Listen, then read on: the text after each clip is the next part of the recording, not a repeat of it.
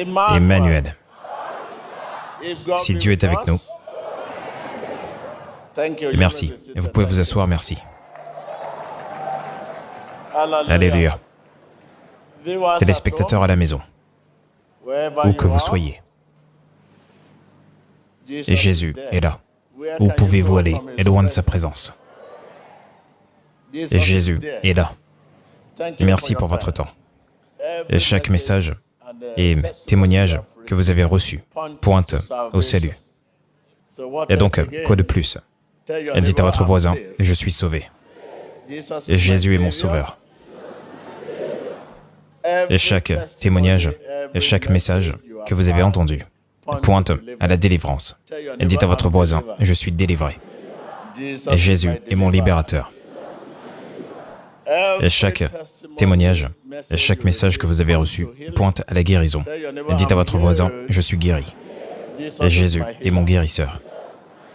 Quoi de plus? Et alléluia. Et donc, je suis ici pour parler du maintien. Comment vous pouvez maintenir la guérison que vous avez reçue, et la délivrance que vous avez reçue, et le salut que vous avez reçu. Et le maintien est bien plus important. N'importe qui peut acheter une voiture. Mais ce n'est pas tout le monde qui peut entretenir une voiture. Alléluia. Et depuis quelques semaines maintenant, je parle d'un certain domaine de l'Évangile, car je réalise que certains de nos collègues, dans certaines parties du monde, tous les jours, vous ouvrez vos journaux ou l'Internet et vous apprenez que des ministres de Dieu se sont suicidés, que des chrétiens se sont suicidés. Pourquoi une personne se suiciderait-elle? Pourquoi un pasteur se suiciderait-il? Ou prendrait-il une arme et se tirerait dessus? Et toutes ces choses. Vous entendez tant de choses. Pourquoi? Pourquoi une personne se suiciderait-elle? Alléluia. Si vous êtes un chrétien, qu'est-ce qui peut causer la dépression? Pourquoi une personne serait-elle dépressive? Et vous êtes un croyant, un disciple de Jésus. Pourquoi devriez-vous? Regardons tout d'abord le livre de Jean 16, verset 33. Et je vous ai dit ces choses, afin que vous ayez quoi? Et prenez note de cela. Afin que vous ayez la paix en moi. Et vous aurez. Et des quoi? Rappelez-vous que vous êtes dans le monde, mais que vous ne faites pas partie d'eux. Car vous êtes en Christ, mais vous vivez dans le monde. Et vous aurez des tribulations dans le monde. Mais prenez courage. Et j'ai vaincu le monde. Pour ceux qui ont la clé du langage, ils sauront que ce message en cache un autre. Et si vous pouvez, essayez d'en connaître le sens. Il ne s'agit pas de ce qu'on lit à première vue. Et lisons à nouveau. Et prenez note de ces mots-clés. Je vous ai dit ces choses, afin que vous ayez la paix en moi. La parole ne dit pas vous aurez ou vous avez. Il dit afin que vous ayez la paix en moi. Prenez note de cela. Et vous aurez des tribulations. Et vous connaissez le sens du mot tribulation. Et toute chose folle est appelée tribulation. Et toute chose folle, ces choses que vous ne voulez pas, et ces choses dont vous vous plaignez, et ces choses qui vous causent des tensions et des pressions. Pensez à ces choses qui vous causent des pressions et des tensions. Il dit, et vous aurez des tribulations dans le monde, mais prenez courage, et j'ai vaincu le monde. Et cela veut dire que ce que vous cherchez, et ce que vous demandez, elles sont au passé. Et ce sont des choses qui ont déjà été accomplies. Et la guérison que vous demandez est une question au passé. Et regardons le livre de 1 Corinthiens, le chapitre 10, verset 13. Et cette fois-ci, je voudrais que vous mettiez ces deux messages côte à côte. Et dans un premier volet, nous avons parlé de Jean 16, verset 33. Mais il s'agit ici d'un autre volet. Mettez-les côte à côte. Et verset 13. Aucune tentation ne vous est survenue qui n'ait été humaine. Qu'est-ce qui est humain? Il est dit, aucune tentation ne vous est survenue. Et qui parle ici? Qui n'est qu'entité humaine et Dieu qui est fidèle. Prenez note. Il ne permettra pas que vous soyez tentés au-delà. Et vous savez que vous êtes continuellement confronté à la tentation. Il ne permettra pas que vous soyez tentés au-delà de quoi? Et dites à votre voisin, ne perdez pas votre concentration. Et je ne vous entends pas. Et je ne vous entends pas. Et je ne vous entends pas. Quelles sont les choses qui peuvent faire perdre la concentration? Réfléchissons à cela. Quelles sont les choses qui peuvent faire perdre la concentration? Ce sont les choses folles. Et les choses folles. Et les choses folles qui causent des tensions et des pressions. Peu importe ce qui se passait dans la vie de Jésus, il gardait sa concentration. Et vous êtes un chrétien, vous avez lu votre Bible et le Nouveau Testament, et vous savez ce qui est arrivé à Jésus. Et lorsque Satan l'emmena sur la montagne, et lorsqu'il avait faim, pensez à cela, et pensez au jardin de Gethsémane, et à l'avertissement qui a dit, « Non, que dis-tu? Tu es envoyé, et non pas pour faire ta volonté, mais la volonté du Père. » Et il l'a rapidement accepté. Peu importe ce qui se passait dans la vie de Jésus, il gardait sa concentration. Que les gens le louaient avec des feuilles de palmier, avec des feuilles de palmier, sa concentration est demeurée la même. Parfois, lorsque je vois les gens se plaindre, et qu'est-ce qui se passe? Et qui courent, et qui sont découragés, et qui se mettent à courir, et qui pleurent et qui courent. Et lorsque vous ne savez pas où vous allez, et votre destination, est ce que l'avenir vous réserve, et vous êtes voué à paniquer quand la crise survient. Et les crises viendront. Mais la Bible dit, prenez courage, et j'ai vaincu le monde.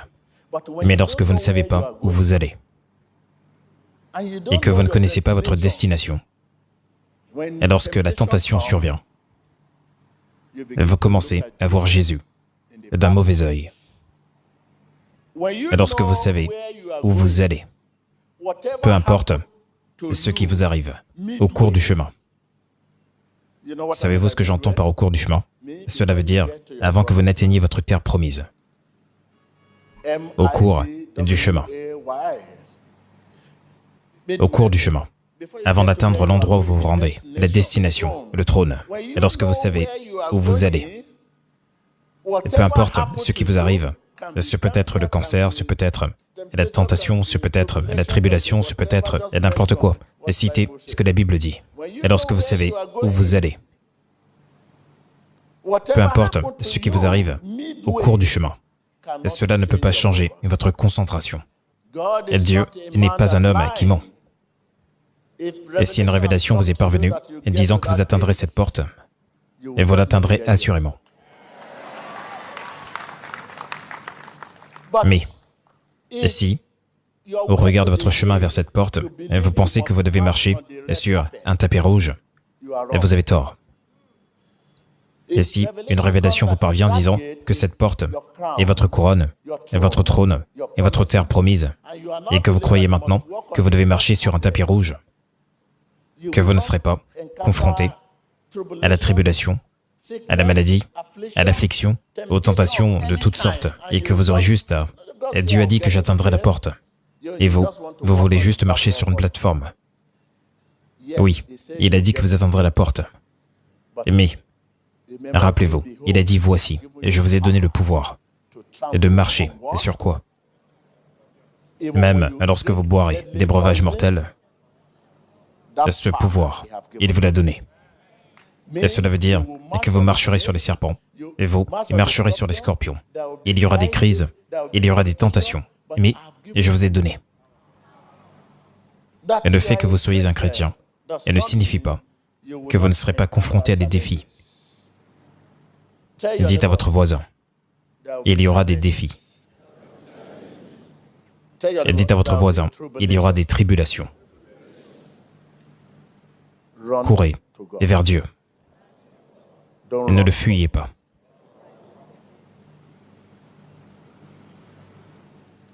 Au lieu de vous inquiéter des choses qui vous entourent, au lieu de vous inquiéter des situations que vous avez, des défis, des situations, citez-les. Courez vers Dieu. Il a promis qu'il ne permettra pas que vos défis ou que votre situation soit au-delà de vos forces. Comment saurez-vous que la promotion arrive et les défis sont des informateurs et les tentations sont des informateurs? Et si quelque chose de plus grand arrive, et l'attaque des autres viendra, cette attaque, en tant que chrétien, vous saurez que quelque chose est sur le point d'arriver. Et plus grande est l'attaque, plus grande est la promesse qui vient. Et vous ne pouvez pas juste marcher vers la promesse ou vers la couronne. Et cette attaque pourrait être la maladie. Et ce pourrait être la limitation, la déception.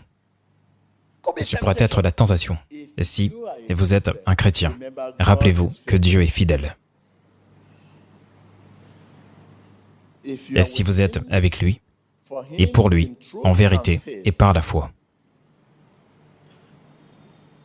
il ne permettra jamais que vos défis, que votre situation, que votre tentation soit au-delà de vos forces. Et lorsqu'une nation est confrontée à une crise, la nation devrait savoir que l'avenir de cette nation est ce que Satan a vu. Et aucune nation ne marchera sur un tapis rouge vers un plus grand avenir, sans de plus grands défis. Tout grand pays et tout pays développé et toute grande puissance aujourd'hui a traversé une attaque, des défis de très grands avant qu'il n'y arrive. La situation à laquelle vous êtes confronté, la raison pour laquelle vous êtes stagnant. Et vous êtes stagnant. Et c'est vous ce que j'entends par stagnant. Et vous n'avancez pas, vous ne reculez pas. Et c'est parce que vous évitez les défis. Et notre Dieu n'est pas un Dieu qui évite les défis. Et je suis ici aujourd'hui, car ma concentration n'a pas changé. Au milieu de tout, et ces défis et ces situations dont vous parlez.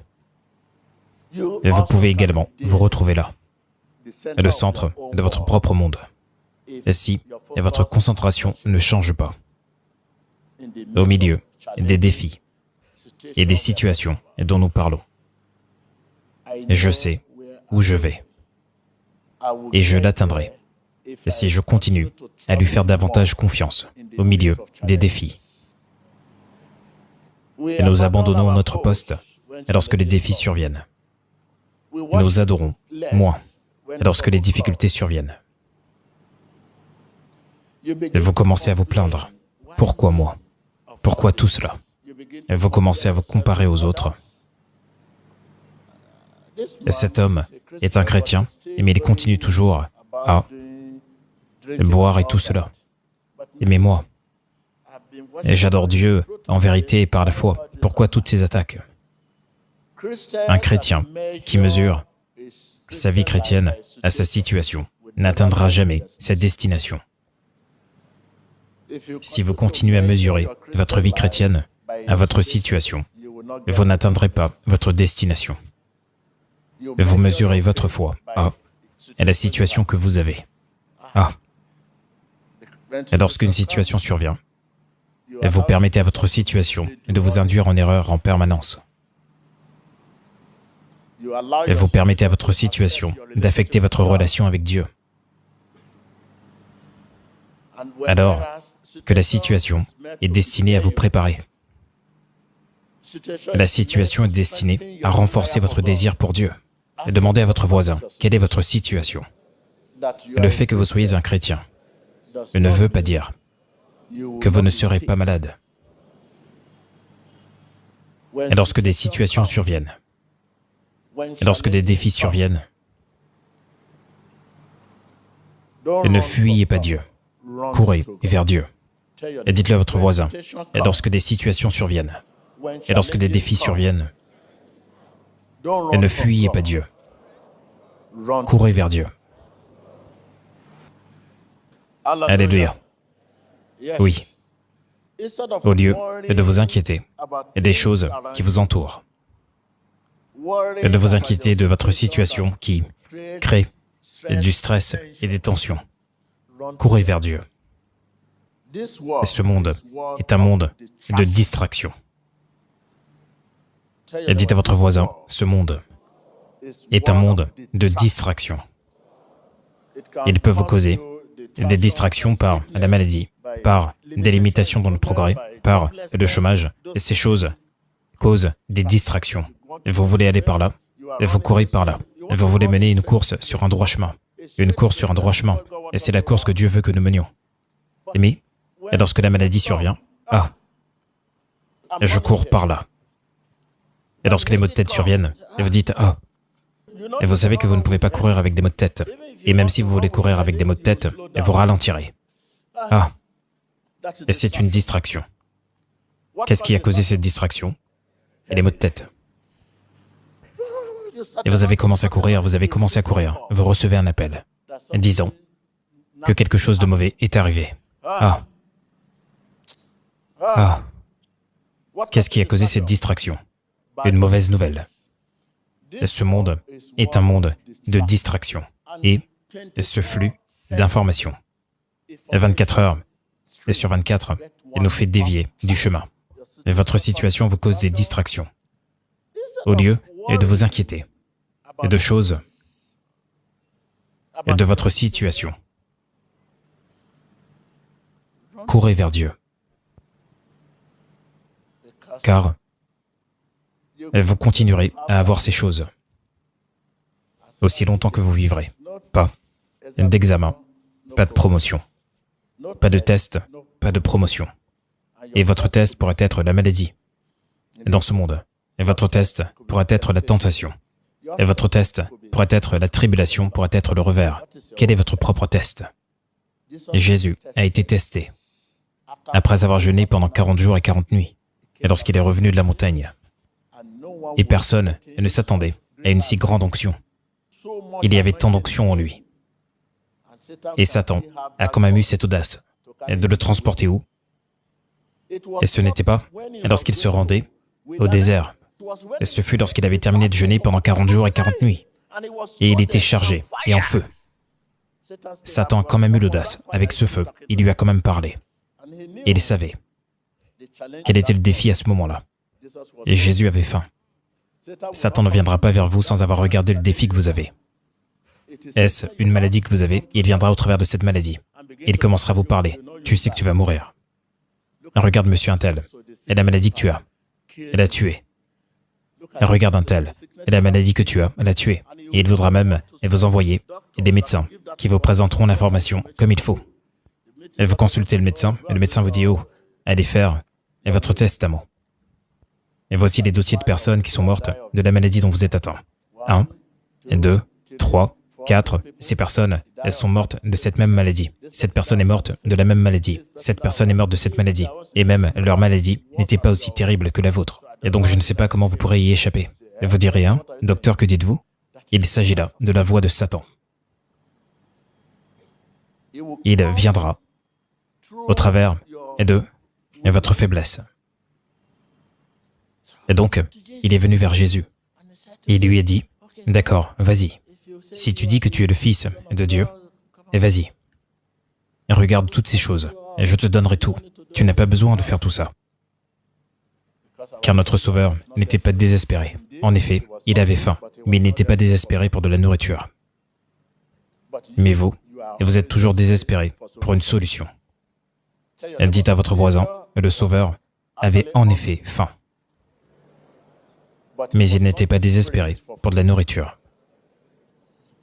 Mais vous êtes toujours désespéré. Et lorsque vous êtes désespéré pour une solution, et que vous êtes désespéré pour la moindre chose, vous pouvez être tenté.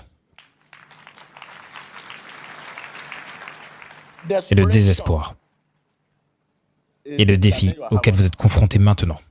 Vous n'attendez pas le temps de Dieu, et vous ne demandez pas le temps de Dieu. Quel est le sens du mot désespoir? Et le désespoir signifie un homme qui ne dira jamais « merci Jésus », mais qui demande toujours « donne-moi, donne-moi, donne-moi, donne-moi, donne-moi ». Et si c'est le moment de prier maintenant, vous direz « Dieu, j'ai mal, guéris-moi ». Mais vous avez oublié la guérison que vous avez eue dans le passé. C'est comme si vous vous réveillez le matin et vous entrez dans la chambre de votre père et vous dites « Ah oui, papa, j'ai besoin d'argent, je dois me rendre quelque part. » Et le jour suivant à nouveau, « Ah papa, j'ai mal à la tête. » Et votre père dira « Ah, il n'y a pas un seul jour où tu m'as dit bonjour. » Et tu ne cesses de demander « donne-moi, donne-moi, donne-moi, donne-moi. » Et n'y a-t-il pas de bonjour dans ton dictionnaire? De la même manière, demandez-vous, combien de fois vous commencez par dire « Merci Jésus » avant de demander. Et demandez à votre voisin combien de fois vous commencez par dire « Merci Jésus » pour ce que tu fais dans ma vie. Et merci Jésus de me garder en vie. Et merci Jésus avant que vous ne puissiez finalement demander ce que vous voulez demander. Combien de fois avez-vous fait cela? Et le désespoir ne vous permettra pas de dire merci Jésus. Avant de quoi? Avant de demander. Et merci.